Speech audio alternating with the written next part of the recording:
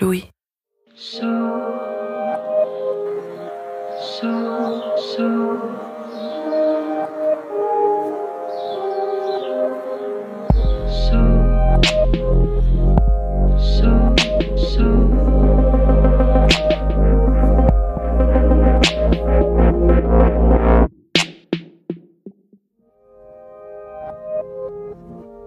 Dans nos relations sociales, le mensonge est partout. Les enfants commencent à mentir dès l'âge de 2 ans. Dans une expérience, un chercheur dit à un enfant que s'il devine le nombre sur une carte de jeu, il gagnera un grand prix. Et puis, le chercheur s'absente, en lui faisant promettre de ne pas regarder la carte. 9 enfants sur 10 ne résistent pas à la tentation. Mais ce qui est intéressant, c'est ce qu'il se passe quand le chercheur revient. Il demande à l'enfant s'il a respecté la consigne. À l'âge de 2 ans, 30% des enfants mentent. À 3 ans, ils sont 50%, à 4 ans, plus de 80%, et après 4 ans, ils mentent presque tous. Il y a des mensonges sans conséquence, d'autres qu'on dit pour protéger les personnes que l'on aime. Mais le mensonge, une fois prononcé, on ne le contrôle plus tout à fait. Il a cette particularité de rebondir. Parfois, il tombe à plat et s'évanouit. Mais d'autres fois, il rebondit, passe d'une personne à une autre, les traverse et prend une nouvelle forme à chaque fois. Cette semaine dans Passage, un mensonge qui finit par tout imprégner. L'histoire d'Émilie et René, au micro de Julia Courtois. Je suis Louise Emerlé, bienvenue dans Passage.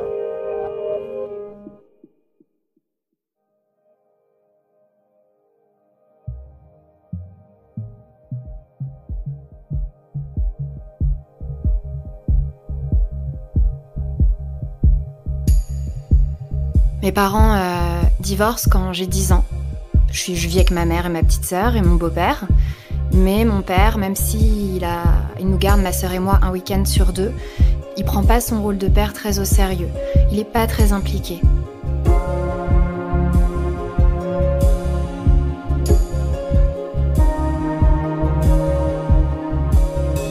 Et ce qui fait qu'avec le temps, j'ai l'impression que je le connais pas tant que ça. On s'appelle très peu, bonne année, bon anniversaire. De temps en temps, mais on parle de rien, on parle de la météo. Et voilà, c'est une relation qui est un peu forcée. On n'est pas en conflit, mais c'est pas fluide.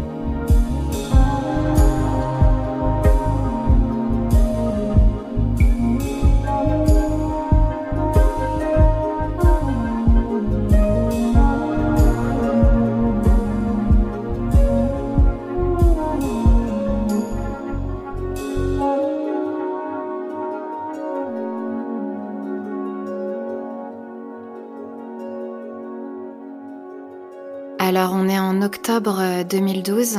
Je suis directrice artistique dans une grande agence de pub et je travaille dans un open space. Il y a beaucoup de monde, il y a beaucoup de bruit.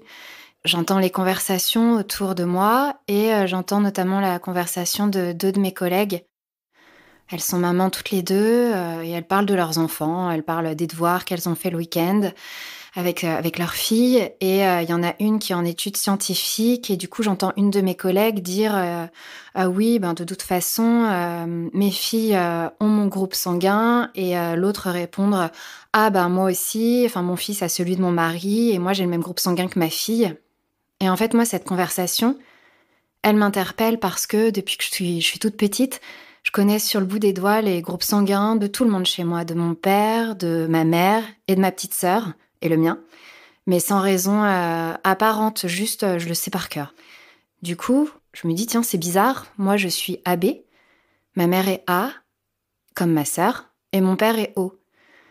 Et je me dis, tiens, moi, ça correspond pas, donc je me mêle à la conversation de mes 2 collègues, et elles me disent, non, Émilie, il y a des correspondances dans la génétique, c'est comme ça. Donc je dis rien, mais j'ouvre Google, bien sûr, comme tout le monde. Et je vois, en fait, je tombe sur des tableaux où il y a des croisements entre les groupes sanguins. Et c'est là que je vois que, effectivement, ça matche pas. A et O, ça fait pas AB. Donc ce que je fais, c'est que je commence par appeler ma sœur pour lui en parler. Elle connaît pas le groupe sanguin de mon père, donc elle me dit, demande à maman. Et je lui envoie un mail. Donc je lui demande si elle se souvient du groupe sanguin de mon père et elle me répond pourquoi cette question avec des tas de points d'interrogation, je me souviens. Et ensuite elle renvoie un second mail où elle dit qu'elle croit qu'il est O.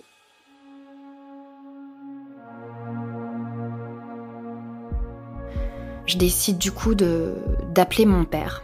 Je décide de l'appeler et j'invente une histoire avec ma sœur. Je lui dis qu'il doit nous départager en fait, qu'on se chamaille toutes les deux à propos de son groupe sanguin, qu'elle dit qu'il est A et que moi je dis qu'il est O.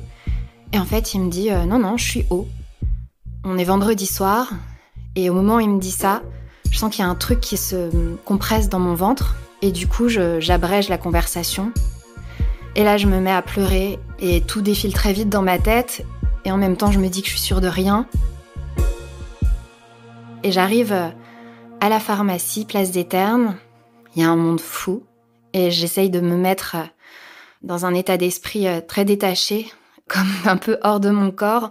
Comme si j'allais demander une boîte de Doliprane, en fait, pour poser la question au pharmacien. Donc, question toute simple. Hein. Je lui dis « Oui, bonjour ». Est-ce que si le papa est O et la maman A, est-ce que l'enfant peut être AB ? Et il me fait répéter, en fait. Il n'a pas compris, il y a du bruit dans la pharmacie. Je fais tomber des prospectus sur le comptoir, donc il y a des gens, ils me regardent. Je les remets, je lui repose la question. Et là, il me dit « Ah non, pour faire AB, il faut qu'il y ait les allèles A et B. Donc le papa est B ou AB. » À ce moment-là, il n'y a plus de doute pour moi parce que c'est quelqu'un qui a fait des études de médecine qui me l'a dit. Et je décide très rapidement d'appeler ma mère. Elle semble agacée, elle dit qu'elle n'entend rien, qu'elle conduit. Elle me demande qu'est-ce que j'ai pleuré. Et je lui explique ce que le pharmacien vient de me dire. Et elle réagit en disant que je raconte n'importe quoi, que j'ai qu'à dire que j'ai été changée à la naissance, qu'elle est en voiture, qu'elle n'a pas le temps de parler, et elle raccroche. Et là, ma mère m'envoie un message et elle me dit « Écoute, Émilie, on parlera de tout ça quand tu rentreras en Picardie. »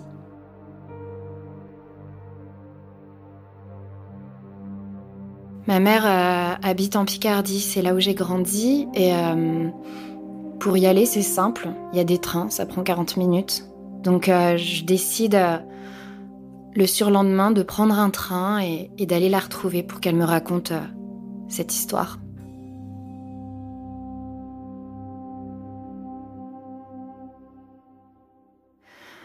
Elle me dit que quand elle s'est mariée à mon père, elle voulait vraiment un enfant.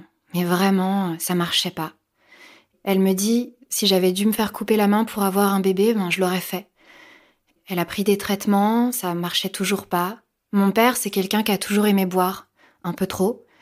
Et ma mère me dit qu'il était alcoolique et c'est pour ça que ça marchait pas. Un jour, elle travaille sur Paris et elle rencontre un homme. Elle me dit qu'il ressemblait à peu près physiquement à mon père et qu'elle se sert de lui pour avoir un enfant.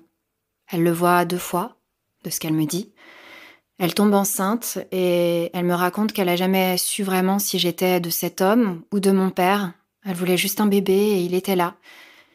Et moi, évidemment, je lui demande qui c'est, je lui demande comment il s'appelle, où il est. Et elle me dit, je sais plus. Elle me parle d'un prénom, elle me dit Bruno. Et moi, quand j'entends Bruno, j'entends tu mens. Vraiment, je sens que c'est faux au ton de la voix. Je lui parle de Racine. Et elle me dit que elle voit pas où est le problème, qu'elle a beaucoup déménagé quand elle est petite, que tout va bien. Je lui dis que c'est pas ça, et elle me dit, écoute, t'es en bonne santé, t'as une famille, tout va bien. Et je dis rien. Et après, elle me dit que c'est un secret, qu'il faut que personne le sache, surtout pas mon père. Et moi, j'accepte, en fait, le deal. J'ai pas d'autre choix, j'ai aucun indice sur qui est mon père biologique, et je peux pas en avoir, et c'est comme ça.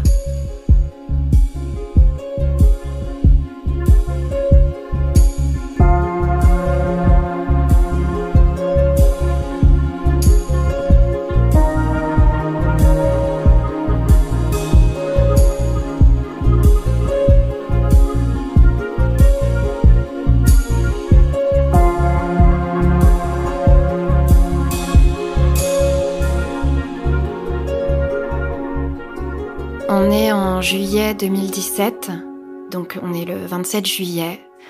Et je me réveille, donc première chose que je fais, je prends mon téléphone et je vois que j'ai un message sur Facebook d'une fille que je connais pas. Elle s'appelle Eva et elle me dit « Est-ce que ta mère s'appelle Martine ?»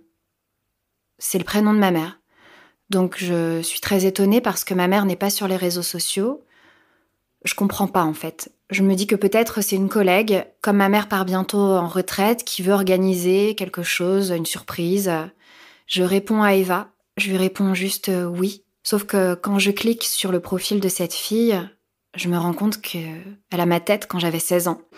Donc je prends le métro, j'ai envie de demander à tout le monde si cette fille, cette Eva me ressemble. Et j'arrive à l'agence, je vois ma collègue qui à l'époque avait parlé des groupes sanguins, donc 5 ans plus tôt. Et elle me dit « Écoute Émilie, c'est pas possible, c'est la même tête que toi, il y a un truc. » Et voilà, l'heure du déjeuner arrive.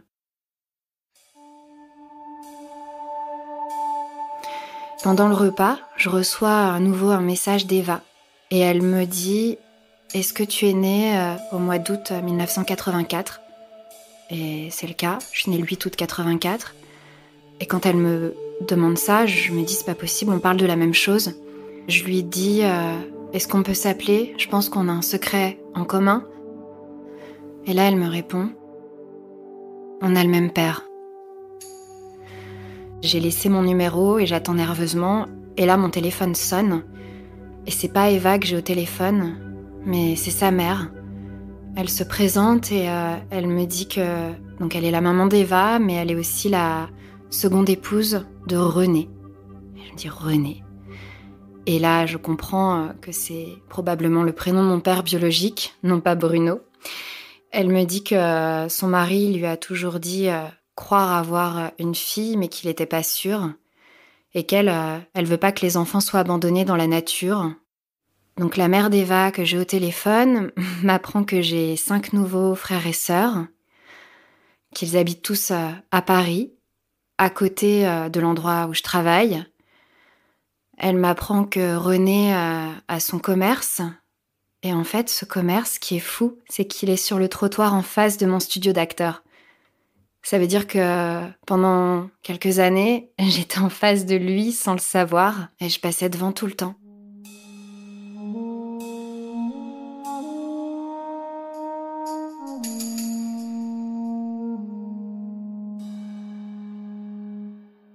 Quand j'ai la maman d'Eva au téléphone, je la trouve hyper enthousiaste, hyper chaleureuse. Elle est pressée qu'on s'échange des photos pour voir les ressemblances entre moi et tous les enfants. Et avant de raccrocher, elle me demande dans quelle religion j'ai été élevée. Moi, j'ai été baptisée. Après, j'ai jamais voulu faire mes communions ou quoi, ça m'a jamais intéressée. Je crois vraiment en quelque chose, mais je ressens pas le besoin d'avoir une religion, d'être attachée à une religion en tout cas. Et là, elle me répond qu'ils sont de confession juive, mais qu'il n'y a pas de problème, que je suis la bienvenue à la maison. Elle me dit « Je préviens René, et on peut s'appeler ce soir si tu veux, il sera rentré à la maison. À tout à l'heure. »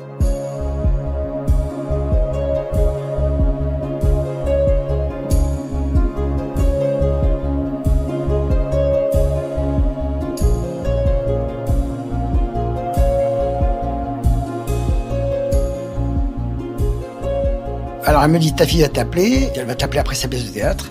C'est un vendredi donc j'attends son coup de fil impatiemment. À chaque fois que le téléphone sonne, je crois que c'est elle et des fois c'est pas elle. Bon alors donc très stressant. Et puis elle m'appelle vers 22h après sa pièce. Il prend le téléphone, il me demande si je vais bien et on sait pas si on se voit, si on se tutoie. C'est très bizarre, on n'a pas grand-chose à se dire, mais je pense qu'on est aussi gênés l'un que l'autre. Elle comme moi, on est très très tendu et gêné et mal à l'aise. Et immédiatement, il me propose de les rencontrer le lendemain, le samedi, de venir chez eux en fin de journée. On sait pas quoi se dire. On se dit des banalités, puis on se promet de s'appeler, de se voir, le lendemain soir. Et je sonne. Et là, je me présente. C'est pas Eva qui répond, donc c'est la femme de René. Et elle me dit « Monte ma chérie, c'est au 2e ». J'ai peur en fait. Et en même temps, je la sens très accueillante et en même temps, je me dis qui est-ce que je vais rencontrer derrière la porte. Et la porte s'ouvre, et là, elle me prend dans ses bras, elle me serre comme si elle m'avait toujours connue. Moi, je pleure. Ensuite, elle me dit, René, dans le salon, tu peux aller le voir. J'arrive dans le salon, donc je le vois, il est au loin près de la fenêtre, il attend, et je suis hyper intimidée. Elle vient, donc tout le monde l'attend, mes enfants, ma femme. Elle arrive avec un énorme bouquet de fleurs.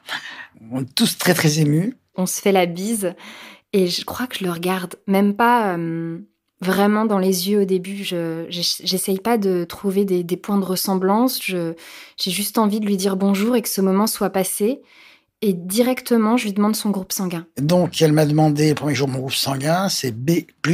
Je lui explique pourquoi cette question. On s'installe sur le canapé et sur la table basse, il y a des tas de gâteaux, il y a plein de boissons. C'est vraiment un moment festif. Là arrive donc Eva et mes 2 frères qui vivent encore chez René et Isabelle. On s'observe. On parle, mais on s'observe un peu comme des animaux, j'ai envie de dire. J'ai un frère, mais bon, c'était quand elle est venue, c'était l'automne, il faisait beau, elle était en chaussures découvertes. Et mon frère, bizarrement, me dit, fais pas de test ADN, elle a tes orteils. Bizarre, j'ai rigolé. Au bout de 30 minutes, ils prennent leur téléphone et commencent à passer des appels en FaceTime en Tunisie, en Israël, pour me montrer en fait, et c'est très gênant pour moi. J'entends des Mazel Tov de tous les côtés, tout le monde est heureux, je vois plein de visages défiler, je souris mais j'ai envie de me cacher. Et en même temps, je me dis mais c'est un film, c'est pas possible. Et pour eux, c'est tellement naturel. Ensuite, on décide d'aller tous au restaurant.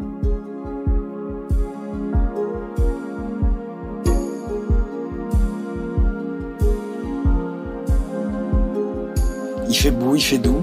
On est 5 enfants, mon épouse, Émilie et moi-même. Et puis 2 couples de mes amis arrivent. C'est curieux. On a une très belle table et on passe une très très très belle soirée. Tout le monde pose des tas de questions à Émilie, on prend des photos, c'est très émouvant. Et René dit au serveur, c'est ma fille, je l'ai retrouvée après 30 ans, il est hyper fier, ça me touche. En fait, il est tout ce que j'ai toujours attendu de mon père. J'ai toujours eu très peur de la chercher et de la retrouver parce que je craignais vraiment de tomber sur un être négatif, une personne physiquement pas jolie, bon, ça peut arriver, mais une personne droguée, une personne voyou, quelqu'un de pas sympa. J'appréhendais un petit peu, et puis je suis tombé sur quelqu'un de totalement inverse. C'est une grande et belle fille, droite, jolie, sympathique, bon, des tas de qualités, et puis travailleuse, indépendante. C'est un rayon de soleil, je l'adore.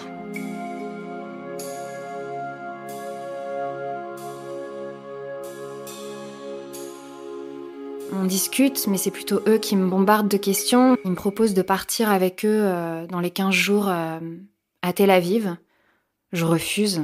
C'est pas possible, en fait, avec mon travail. Mais je trouve ça dingue qu'ils me proposent de partir avec eux en vacances, là, comme ça, aussi rapidement. Ils me raccompagnent chez moi en voiture. René me dit que sa fille ne rentre pas seule à la maison. Et moi, j'arrive pas après à dormir de la nuit. Ça mouline à 100 à l'heure dans ma tête. Le lendemain matin, j'ai des messages déjà de René et d'Isabelle. Ils me disent qu'ils m'aiment. Ils me disent que je peux appeler jusqu'à 4-5 fois par jour, qu'il n'y a pas de problème, que je les dérangerai pas. Moi, j'ai envie de leur dire, 4-5 fois, c'est mon max d'appels par an à ma famille.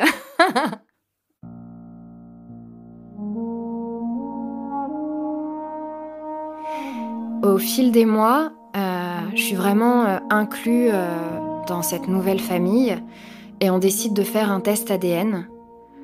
René a acheté un kit, donc on le fait lors d'un repas tous ensemble et lui aussi, et ça part par la poste. Et puis 10 jours après, on a le résultat. Alors je vous laisse deviner. 99,9999, ça veut tout dire. Donc c'est ma fille à 100%.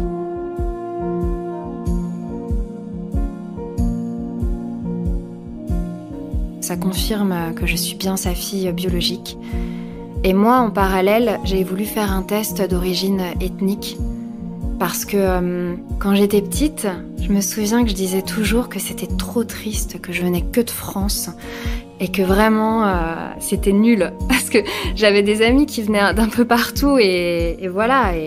Et quand j'ai reçu les résultats de ce test, en fait, ça indique qu'à 56%, je suis juive séfarade et j'ai des origines aussi du Moyen-Orient et le reste, c'est l'Europe.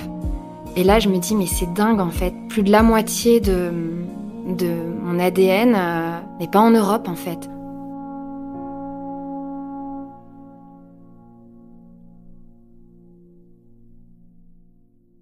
René et Isabelle m'invitent un jour à mon premier repas de Shabbat. Moi, je ne connais rien à tout ça. La seule chose que j'ai vue, c'est La vérité si je mens. Donc, c'est mon seul repère. Quand j'arrive chez eux, je découvre une table immense, décorée comme si c'était Noël, mais au mois de mars. Et là, on se met tous autour de la table. Il y a des tas d'entrées sur la table, toutes plus délicieuses les unes que les autres. Je me régale, j'en peux plus rapidement. Et arrive le couscous. Clairement, j'avais plus faim. Il y a de la semoule fine, de la grosse semoule. Et Isabelle me dit, j'ai fait des boulettes. Moi, j'adore les boulettes. Donc, la gourmandise l'emporte. Je me dis, cool, je vais en manger et tout. Ah bah, j'en ai pris qu'une. La boulette ressemble à un steak haché, en fait. Donc, j'ai coupé un morceau et j'ai bien vu que ça, à l'intérieur, c'était pas comme les petites boulettes rondes que je connais à la sauce tomate ou quoi. Et je demande à Isabelle, je lui dis, mais il y a quoi dedans? Elle me dit, ah, mais il y a de la viande, du pain, des pommes de terre. Ah, c'est un repas complet, quoi. C'est vraiment... Et je mange, on me sert de la semoule. Je dis que j'en veux plus. Du coup, on m'en remet une nouvelle louche. Et je suis vraiment en coma gastrique, vraiment.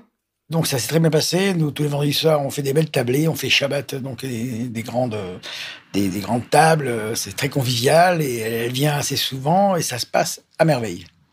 Je me sens chanceuse d'être là à ce moment-là et je ressens que c'est surtout tellement différent de ce que j'ai toujours connu. Dans ma famille, du côté de ma mère en tout cas, on parle pas fort comme ça, c'est très calme, c'est très sage. Du côté de mon père, quand je dis mon père, c'est celui que j'appelle papa, oui, c'est un peu plus festif, mais comme il n'y avait pas ce côté oriental, c'est teinté différemment. Et là, vraiment, je suis ailleurs, quoi.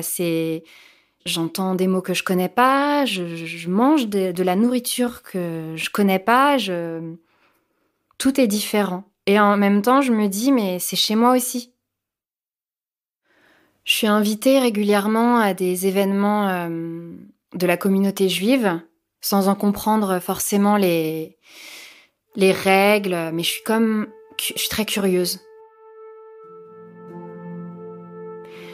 L'année qui suit ma rencontre avec cette nouvelle famille, on est en 2018. Je pars en vacances en Israël, à Tel Aviv, avec toute ma nouvelle famille. On est dans le taxi, ça crie, ça hurle, mais ça s'aime en même temps. Mais ils ont vraiment une manière de communiquer qui est différente de la manière que je connais. Et moi, rapidement, j'ai l'appel de la ville, j'ai envie de visiter, voilà. Donc je pars chaque jour en expédition, aussi loin que je peux, et c'est comme ça que se passent mes vacances là-bas. Je tombe amoureuse de Tel Aviv, de l'ambiance qui règne. Je me rends compte que tout ce que j'ai pu entendre auparavant n'est pas forcément la réalité une fois sur place. Et j'attends qu'une chose, c'est repartir là-bas l'année suivante. C'est ce que je fais. 1 an après, je repars avec eux.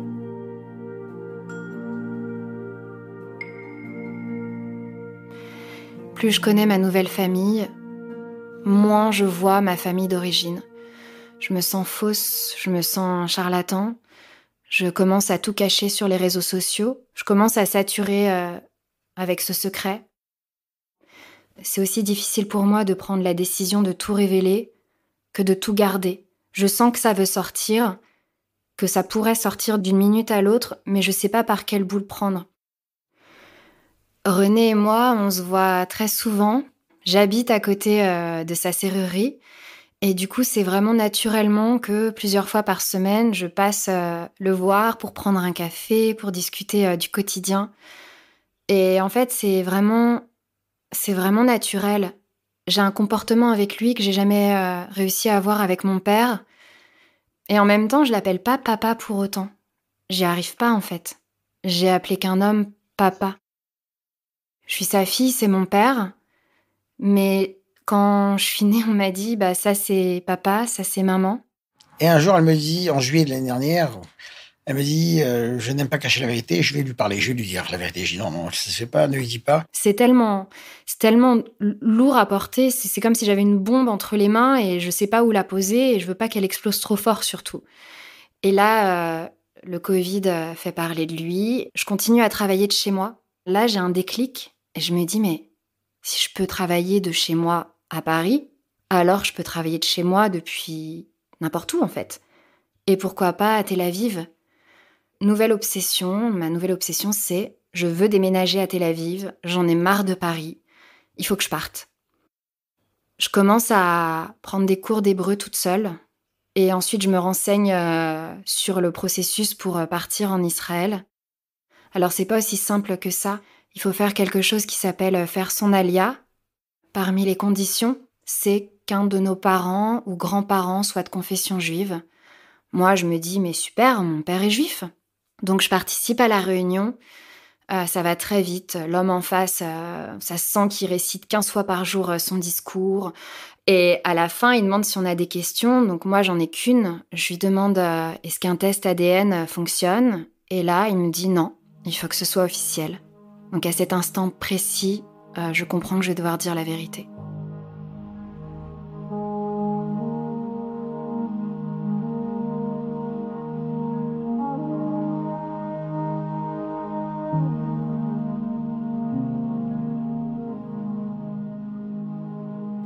Et j'ai commencé en fait à aller dire la vérité à mes oncles et tantes. Ils habitent assez proches les uns des autres.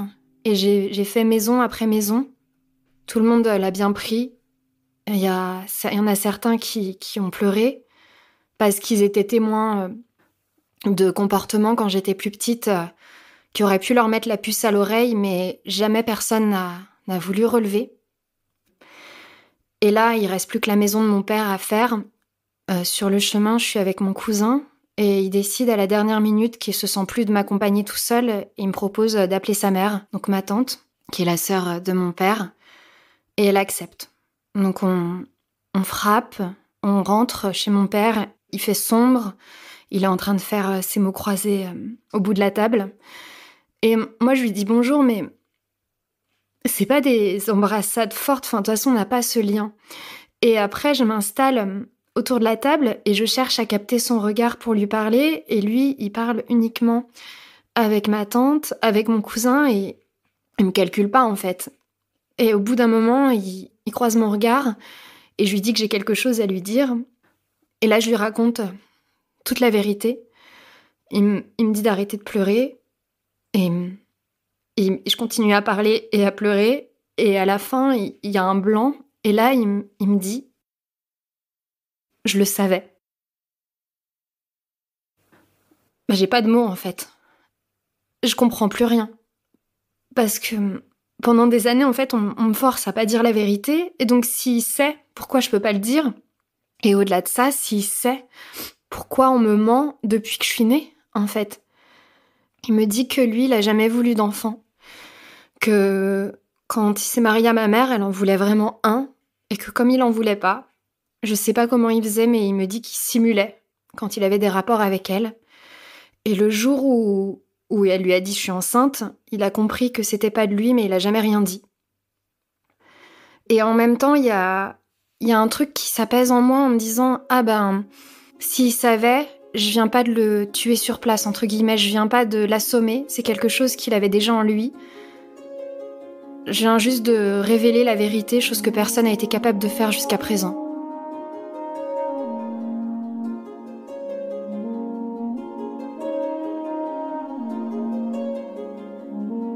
Suite à cette révélation, je me sens entière, enfin, libérée d'un poids en fait. Je peux dire qui je suis, je je peux assumer en fait ma vraie identité.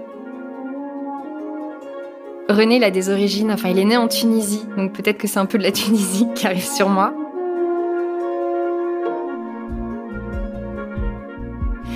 Je continue à prendre des cours d'hébreu, je suis hyper assidue. D'ailleurs, elle a appris à parler hébreu, presque couramment. C'est bizarre, en 2 ans, elle a appris, fabuleux, très fière d'elle.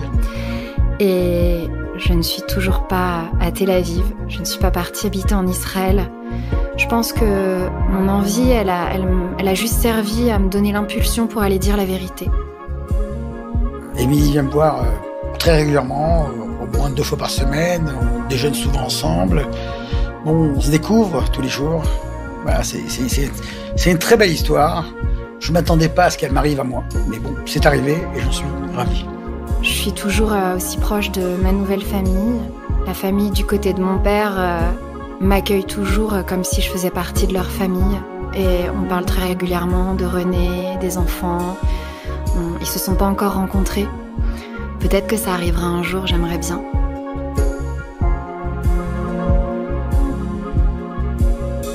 Alors aujourd'hui, mes 2 grandes filles ne veulent plus parler à Émilie. Parce qu'Émilie ne connaissait pas Israël. Je lui ai fait découvrir ce pays qu'elle a adoré. Depuis, elle y va régulièrement. Elle a entamé un processus de conversion au judaïsme, mais elle a choisi la voie libérale. Donc c'est pas la vraie conversion, c'est la conversion simple, on va dire.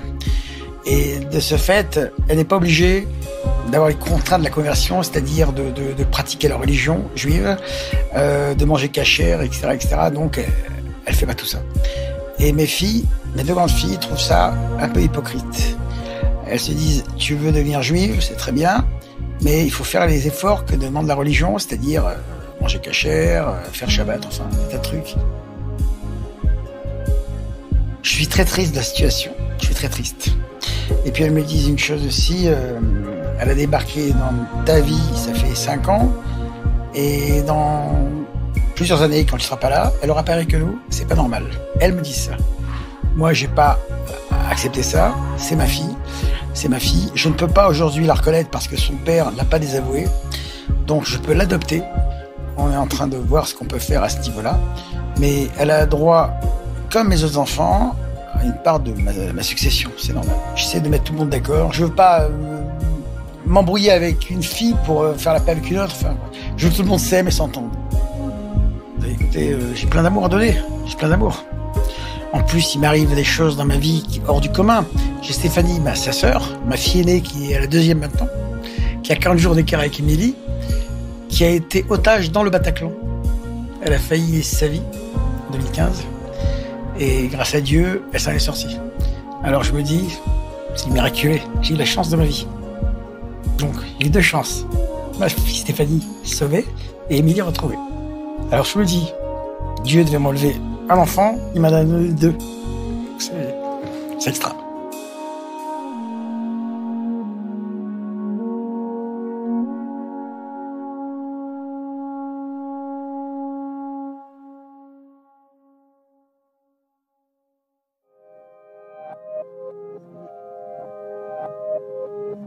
Vous venez d'écouter Passage, le podcast d'Histoire vraie de Louis Média. Cet épisode a été tourné, monté et scénarisé par Julia Courtois. Thomas Rosès en a composé la musique originale et était à la réalisation et au mix. À très vite.